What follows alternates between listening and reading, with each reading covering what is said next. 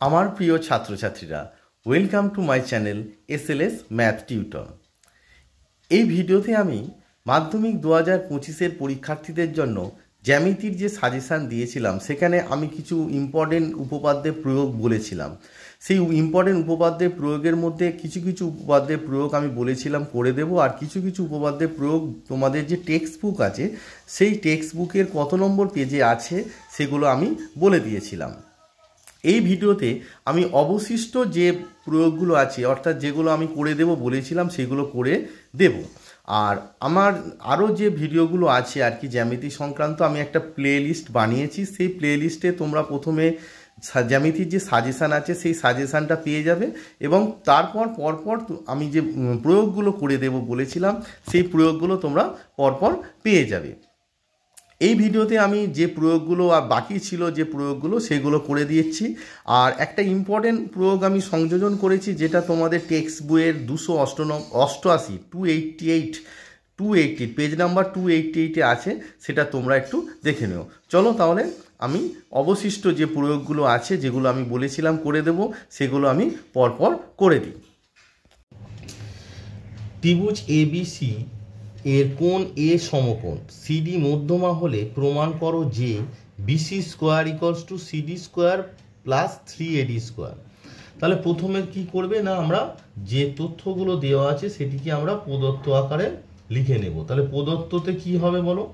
প্রদত্ততে হবে যে ABC ত্রিভুজের কোণ এ সমকোণ এবং CD মধ্যমা। ABC সমকোণী ত্রিভুজের কোণ এ ইকুয়ালস টু সমকোণ অর্থাৎ 90 ডিগ্রি এবং CD মধ্যমা। এবার দেখো মধ্যমা কাকে বলে? মধ্যমা হচ্ছে কি না, ত্রিভুজের শীর্ষবিন্দু থেকে বিপরীত বাহুর মধ্যবিন্দু সংযোজক সরলরেখা, অর্থাৎ CD যদি মধ্যমা হয়, D হবে কি AB এর মধ্যবিন্দু। মধ্যমা অর্থাৎ AD ইকুয়ালস টু BD, কারণ মধ্যমা সংজ্ঞা থেকে আমরা জানি যে CD যদি মধ্যমা হয় তাহলে DAB বাহুর মধ্যবিন্দু। অর্থাৎ দেখো AD ইকুয়ালস টু যদি BD হয় তাহলে AB ইকুয়ালস টু কি হবে? AB ইকুয়ালস টু কত হবে বলো? 2 ইন্টু AD হবে। AB ইকুয়ালস টু কি হবে? 2 ইন্টু AD। এবার হচ্ছে প্রামাণ্য বিষয়। প্রমাণ করতে হবে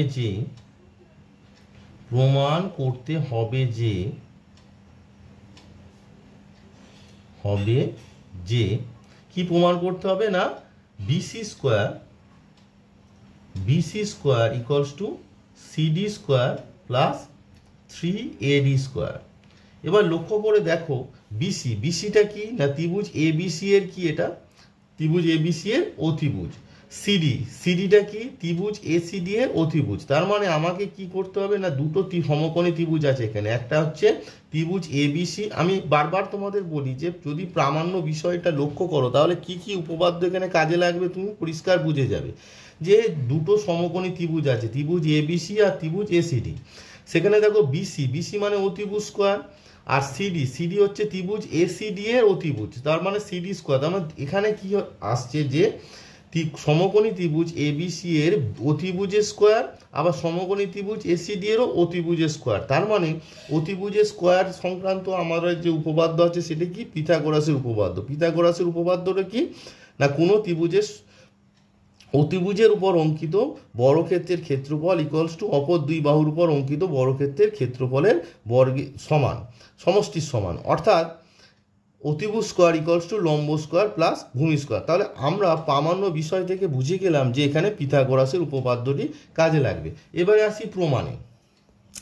আমরা লিখলাম কি না, যেহেতু ত্রিভুজ ACD, ত্রিভুজ দেখো ACD সমকোণী ত্রিভুজ, কারণ কোণ এ সমকোণ, অতএব আমরা কি জানি অতিভুজ স্কোয়ার, অর্থাৎ অতিভুজ এখানে কত আছে বলো? অতিভুজ আছে CD, তাহলে CD স্কোয়ার ইকুয়ালস টু লম্ব স্কোয়ার মানে হচ্ছে AC স্কোয়ার, লম্ব এখানে AC প্লাস ভূমি স্কোয়ার, অর্থাৎ কি হবে না AD স্কোয়ার।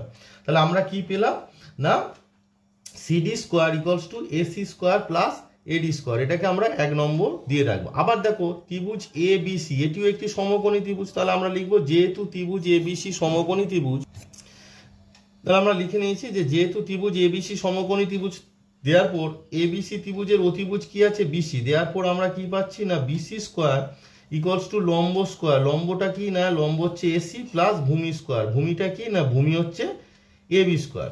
এবার দেখো এবির মান আমরা বের করে রেখেছি, এবির মান কত না 2AD, তাহলে ওখানে আমরা বসিয়ে দেবো যে এসি স্কোয়ার প্লাস 2AD তার হোল স্কোয়ার। তাহলে আমার কি দাঁড়ালো না AC square plus 4AD square. এবার লক্ষ্য করে দেখো এসি স্কোয়ার প্লাস এডি স্কোয়ার মানে সিডি স্কোয়ার, তার মানে আমরা কি করব এই যে 4AD আছে ওখান থেকে একটা এডি বের করে নেব। তাহলে একটা এডি বের করে নিয়ে আমরা কি লিখলাম না এসি স্কোয়ার প্লাস এডি স্কোয়ার। তাহলে পড়ে আছে কি 3টে এডি স্কোয়ার পড়ে আছে, তাহলে আমরা লিখে নিলাম 3AD স্কোয়ার। এবার দেখো এসি স্কোয়ার প্লাস এডি স্কোয়ার, এসি স্কোয়ার প্লাস এডি স্কোয়ার 1 নম্বরে কি বলছে সিডি স্কোয়ার, সিডি স্কোয়ার লিখে নিলাম প্লাস পড়ে আছে নাকি 3AD তার হোল স্কোয়ার। এটা ব্র্যাকেটে কি লিখতে হবে, আমরা যে এসি স্কোয়ার প্লাস এডি স্কোয়ারের জায়গায় লিখলাম সিডি স্কোয়ার, তাই ব্র্যাকেটে লিখে নিতে হবে যে 1 নম্বর দ্বারা। তাহলে দেখো আমাদের প্রমাণটা হয়ে গেল। আমাদের প্রামাণ্য বিষয় ছিল কি বিসি স্কোয়ার, দেখো আমরা পেয়ে গেলাম যে বিসি, এটা তো বিসি স্কোয়ার, তার মানে আমরা পেয়ে গেলাম যে BC square equals to CD square plus 3AD square. তাহলে প্রমাণটা আমাদের হয়ে গেল।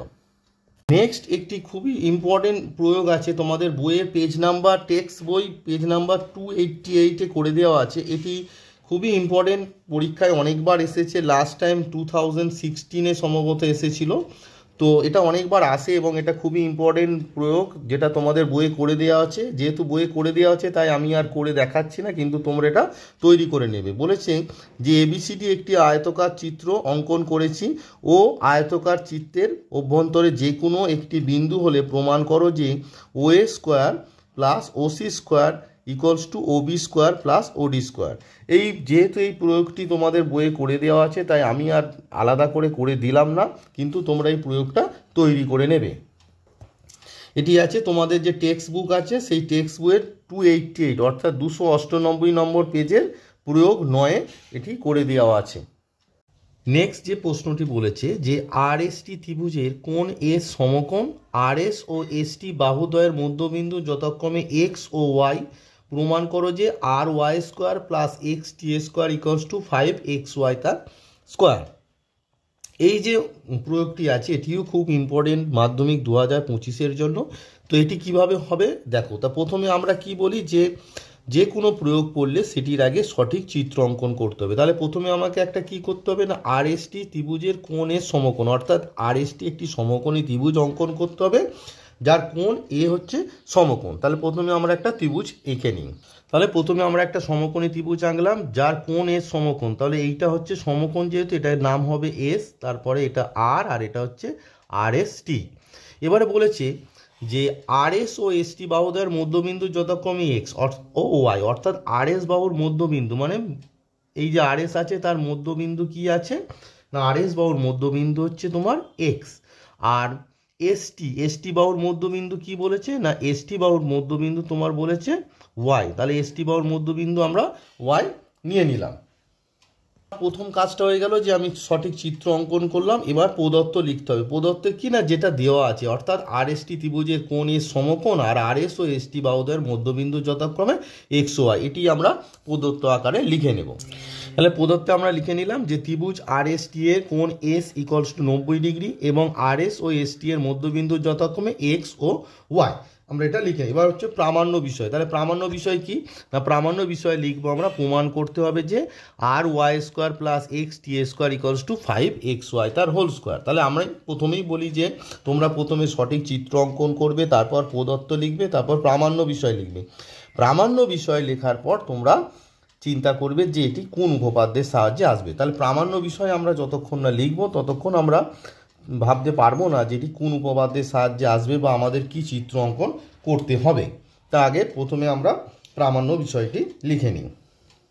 আমরা প্রামাণ্য বিষয় লিখে নিলাম যে প্রমাণ করতে হবে যে R Y square plus X T square equals to 5XY তার হোল স্কোয়ার। এরপরে আমরা আসবো অঙ্কনে। অঙ্কনটা কি করতে হবে দেখো, প্রামাণ্য বিষয় থেকেই আমরা বুঝতে পারছি যে অঙ্কনটা কি করতে হবে। দেখো এখানে যে আর ওয়াই আছে তাই তো, তাহলে দেখো আর ওয়াই, তাহলে আর ওয়াই যুক্ত করতে হবে। তাহলে আমরা কি লিখে নেব না আর কমা ওয়াই, আরও অনেক কিছুই যুক্ত হবে। দেখো তারপরে কি আছে না এক্স ওয়াই, তার মানে কি এক্স আর ওয়াই যুক্ত করতে হবে, তাহলে আমরা কি লিখবো এক্স কমা ওয়াই, আর একটা আছে এক্স টি, তাহলে এক্স কমা টি যুক্ত করা হলো,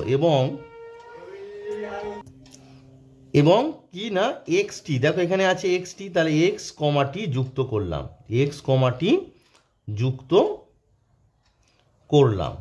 এবার দেখো এগুলো ছবিতে, তাহলে তোমরা যেহেতু লিখেছো এগুলো যুক্ত করলাম, তাহলে যুক্ত করে দাও, তাহলে আর ওয়াই যুক্ত করে দাও, আর ওয়াই যুক্ত করে দিলাম। তারপর কি বলেছে এক্স ওয়াই যুক্ত করে দাও, এক্স ওয়াই যুক্ত করে দিলাম। তারপর তোমাদের বলেছে এক্স টি, তারপর হচ্ছে এক্স টি। তাহলে প্রথমেই তোমরা চিত্রটাকে সঠিকভাবে আঁকবে, তাহলে এটা আমাদের অঙ্কন হয়ে গেল। এরপরে আসি প্রমাণে আসি, এরপর হচ্ছে তোমাদের প্রমাণ। এবার দেখো যে ত্রিভুজগুলো হয়েছে, দেখো ত্রিভুজ আর ওয়াইটা কোথায় আছে, দেখো ত্রিভুজ আর এস ওয়াই, এই যে আর এস ওয়াই এটি তো একটি সমকোণী ত্রিভুজ, কারণ কোণ এসটা কি সমকোণ, তাহলে আর এস ওয়াই এর আর ওয়াইটা কি অতিভুজ। এবার আমরা কি জানি অতিভুজ স্কোয়ার সমান লম্ব স্কোয়ার প্লাস ভূমি স্কোয়ার, তাহলে R Y square equals to কী হবে R S square plus S Y তার হোল স্কোয়ার। আবার দেখো ত্রিভুজ এক্স এস টি, দেখো তোমার এক্সটিটা কোথায় আছে, ত্রিভুজ এস এক্স টি, তাহলে এইটিও একটি সমকোণী ত্রিভুজ, যার এক্সটি হচ্ছে অতিভুজ আর লম্ব এস এক্স আর তোমার ভূমি হচ্ছে এস টি। এবারে দেখো এক্স ওয়াইটা কোথায় আছে, ত্রিভুজ এক্স এস ওয়াই, তাহলে এর কি হচ্ছে এক্স ওয়াইটা অতিভুজ, লম্বটা কি লম্ব হচ্ছে এস এক্স আর ভূমিটা কি ভূমি হচ্ছে এস ওয়াই।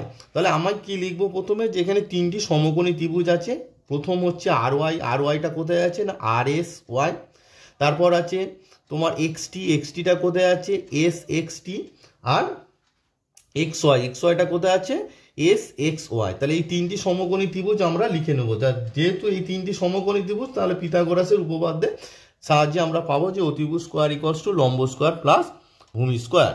তাহলে আমি প্রথমে লিখে নেবো যে এই তিনটি সমকোণী ত্রিভুজ।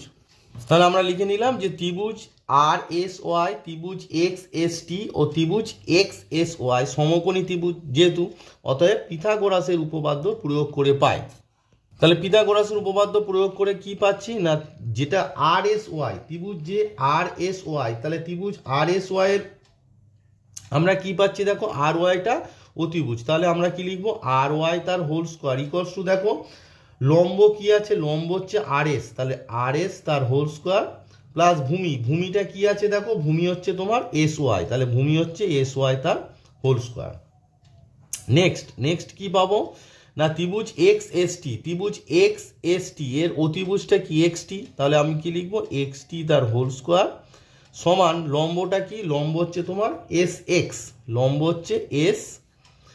দেখো এই এস এক্স হচ্ছে লম্ব প্লাস ভূমিটা কি পাচ্ছ, দেখো এস টি, ভূমিটা কি না এস টি, তাহলে আমি লিখবো এস টি তার হোল স্কোয়ার। এবং 3 নম্বর যে ত্রিভুজটা আছে, 3 নম্বর ত্রিভুজ আছে এক্স এস ওয়াই, তাহলে এক্স ওয়াই হচ্ছে অতিভুজ, তাহলে আমরা লিখবো এক্স ওয়াই তার হোল স্কোয়ার ইকুয়ালস টু তোমার লম্বটা কি না এস এক্স তার হোল স্কোয়ার আর ভূমি হচ্ছে এস ওয়াই তার হোল স্কোয়ার। এবার যে রিলেশনগুলো পেলাম এগুলোকে আমরা নাম্বারিং করব। প্রথমে যেটা পেয়েছি আর ওয়াই তার whole square equals to R S তার whole square plus S Y তার হোল স্কোয়ার, এটিকে নাম্বার 1, তারপরেরটিকে নাম্বার 2, আর লাস্টে যেটা পেলাম সেটিকে নাম্বার 3 দিয়ে দিলাম। এবার যে প্রামাণ্য বিষয় লক্ষ্য করে দেখো যে আছে তোমার আর ওয়াই তার হোল স্কোয়ার প্লাস এক্স টি তার হোল স্কোয়ার, তাহলে প্রামাণ্য বিষয়ে বাম পক্ষে যেটি আছে, দেখো 1 নম্বরের বাম পক্ষে আছে আর ওয়াই তার হোল স্কোয়ার, 2 নম্বরের বাম পক্ষে আছে এক্স টি তার হোল স্কোয়ার, তার মানে 1 নম্বর আর 2 নম্বর যদি যোগ করে দিই তাহলে প্রামাণ্য বিষয়ের বাম পক্ষ পেয়ে যাবো। তাহলে আমরা এখন কি করব, 1 নম্বর ও 2 নম্বর যোগ করে দেব। যোগ করলে দেখো 1 নম্বরের বাম পক্ষে কি আছে, 1 নম্বরের বাম পক্ষে আছে তোমার আর ওয়াই তার হোল স্কোয়ার প্লাস 2 নম্বরের বাম পক্ষে আছে তোমার এক্স টি তার হোল স্কোয়ার। এবার ডান পক্ষের সঙ্গে ডান পক্ষ, 1 নম্বরের ডান পক্ষে কি আছে তোমার আর এস তার whole square plus S Y তার হোল স্কোয়ার, আর 2 নম্বরের তোমার ডান পক্ষে আছে এস এক্স তার whole square plus S T তার whole square.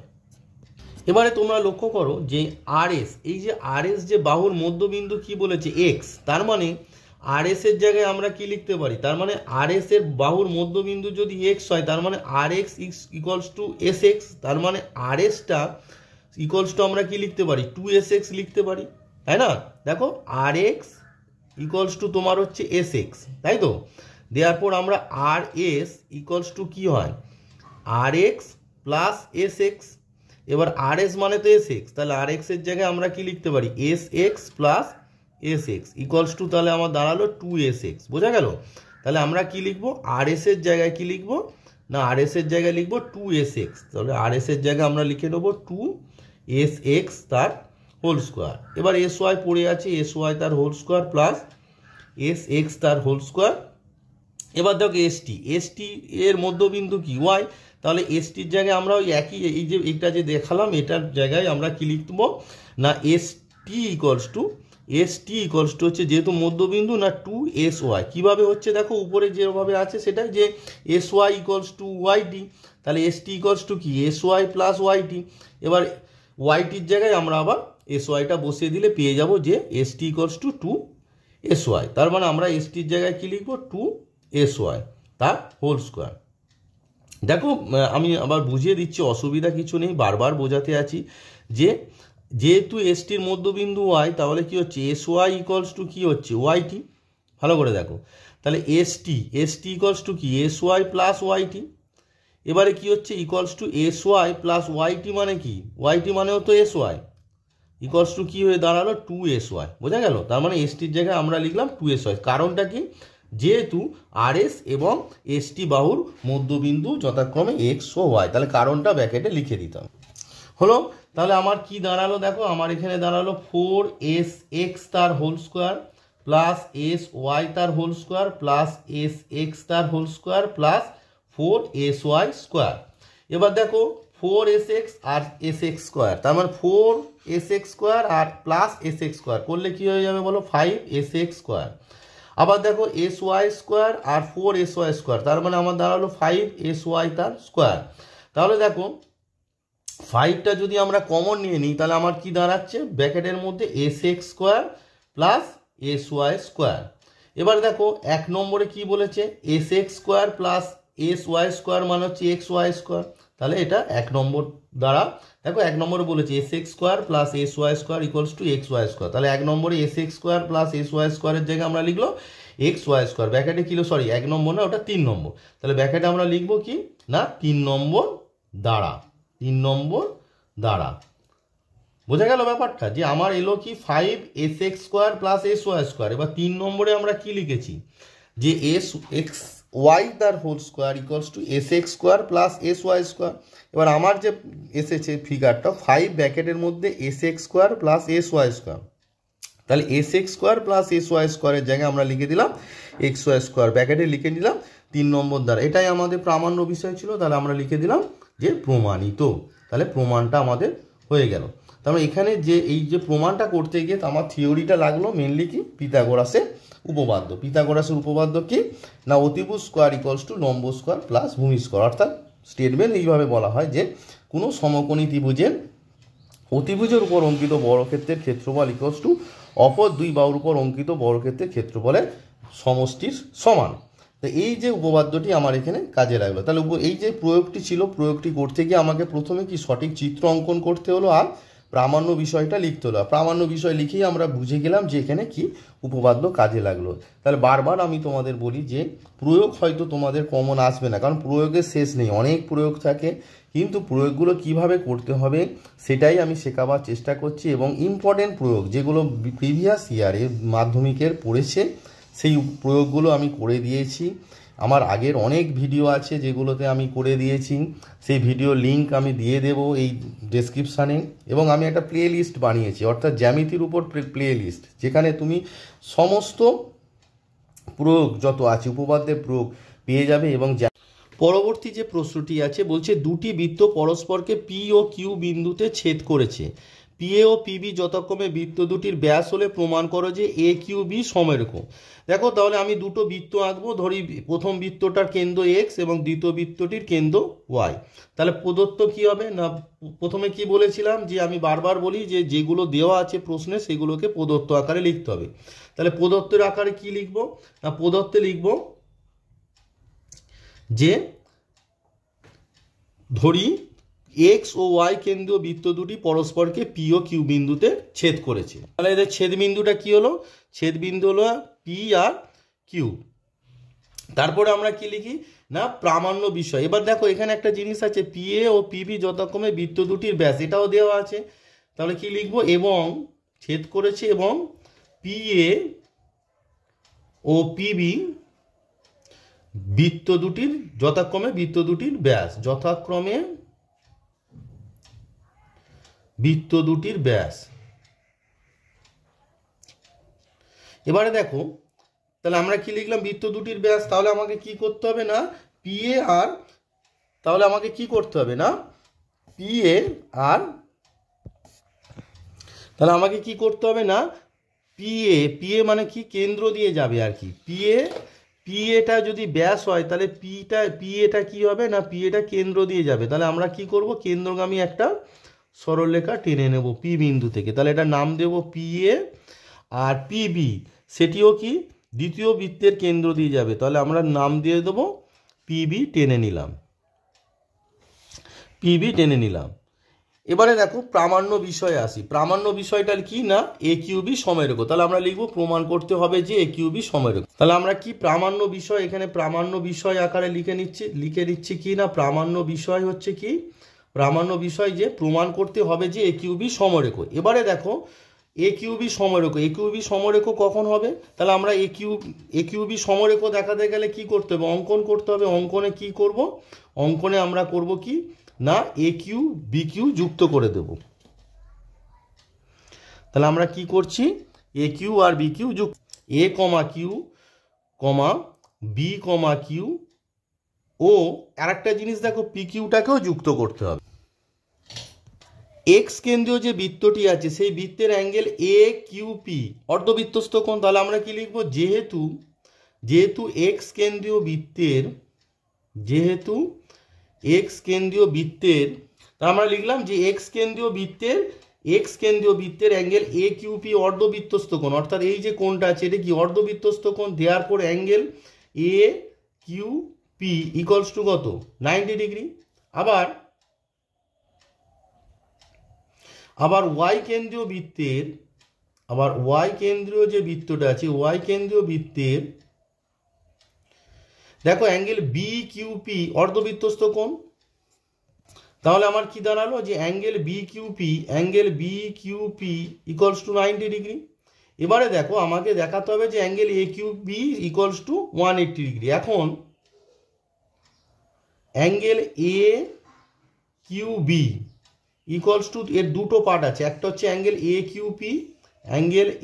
Q P plus angle B Q P, মানে এই অ্যাঙ্গেলটা B Q P equals to দেখো angle A Q P equals to পেয়ে হচ্ছে 90 degree plus angle B Q P equals to পেয়ে হচ্ছে 90 degree.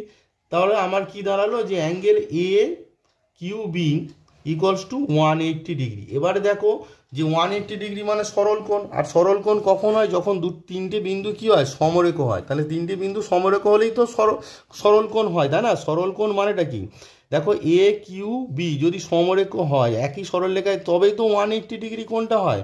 যেহেতু তিনটে বিন্দু দ্বারা গঠিত কোণ 180 ডিগ্রি, অতএব এ কিউ বি বিন্দু তিনটি সমরেখ, অতএব এ কিউ বি বিন্দু তিনটি সমরেখ প্রমাণিত। তাহলে আমার প্রমাণটা হয়ে গেল। জ্যামিতির যে প্রয়োগগুলো আমি বলেছিলাম করে দেব সেগুলো আমি সমস্ত প্রয়োগ এই ভিডিওতে করে দিলাম। তোমরা ভালোভাবে সেগুলো প্র্যাকটিস করো। যত প্র্যাকটিস করবে তত তোমাদের মধ্যে পারফেকশান আসবে। এবং যদি কোনো প্রয়োগ অজানা পড়ে, আমি প্রয়োগগুলো করানোর সময় যে প্রসিডিওরটা বলেছি, অর্থাৎ প্রথমে তোমরা চিত্র অঙ্কন করবে, তারপরে প্রামাণ্য বিষয়টা লিখবে। প্রামাণ্য বিষয় লিখলেই কি হবে না তোমরা জানতে পেরে যাবে যে কোন উপপাদ্যটা এখানে কাজে লেগেছে। তাহলে কি হবে, তোমরা সেই উপপাদ্যের সাহায্যে এইখানে প্রমাণটাকে করে ফেলতে পারবে। তো সেই প্রসিডিওরটাকে তোমরা ফলো করো, আশা করি তোমরা অবশ্যই সাকসেস পাবে এবং তোমরা ভালো রেজাল্ট করবে। তাই আমার দেখানো যে প্রসিডিওরটা আছে সেটাকে তোমরা ভালো করে ফলো করো। আশা করি আমি যে উপপাদ্যের প্রয়োগ যেগুলো করিয়েছি তার মধ্যেই পরীক্ষা এসে যাবে। এবার যদি না আসে তাহলেও কিভাবে করতে হবে আমি সেটা শিখিয়েছি। কারণ দেখো, উপপাদ্যের প্রয়োগের কোনো শেষ নেই, কারণ একটা উপপাদ্যের সাহায্যে অনেক প্রয়োগ হয়। এবার সমস্ত প্রয়োগ তো করা সম্ভব নয়, তাহলে প্রয়োগগুলো কিভাবে হচ্ছে সেই প্রসিডিওরটাকে তোমাকে ফলো করতে হবে। তাই তোমরা মন দিয়ে প্রসিডিওরটাকে ফলো করো, চেষ্টা করো, প্র্যাকটিস করো। যত প্র্যাকটিস করবে তত তোমাদের সাকসেস আসবে। এমনি একটা কথা আছে না, more and more practice makes a man perfect. তাই যত তোমরা প্র্যাকটিস করবে তত তোমরা পারফেকশানের দিকে যাবে। প্র্যাকটিস করে করে এমন করো যে যে কোনো প্রশ্ন তোমরা সমাধান করতে পারো। পরবর্তী যে ভিডিওগুলো আমার মাধ্যমিক 2025-এর জন্য আসবে, সেখানে আমি চ্যাপ্টার ওয়াইজ এমসিকিউ, শূন্যস্থান পূরণ, সত্য মিথ্য এবং মার্কস 2 অর্থাৎ সংক্ষিপ্ত যে প্রশ্নগুলো আসে সেগুলো চ্যাপ্টার ওয়াইজ তোমাদের করে দেখাবো। তাই আমার চ্যানেলটিকে তোমরা সাবস্ক্রাইব করে রাখো, তাহলে কি হবে না, আমি যে ভিডিওগুলো দেব তোমরা পরপর পেতে থাকবে।